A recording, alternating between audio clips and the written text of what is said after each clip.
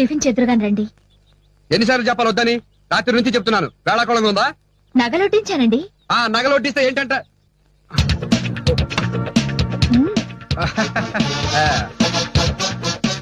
అది కాదురా ఇప్పుడు. విజయ్, మ్మ్. నీ మాట కారపూసలాగా ఉంటది గాని నీ మనసు మాత్రం వెన్నపూస. నన్ను అర్థం చేసుకో.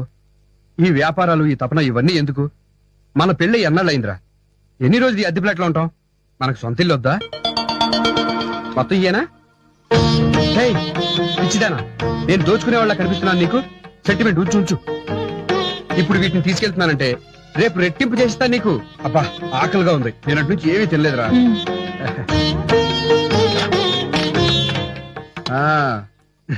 ప్లేట్ డిజైన్ చాలా బాగుంది.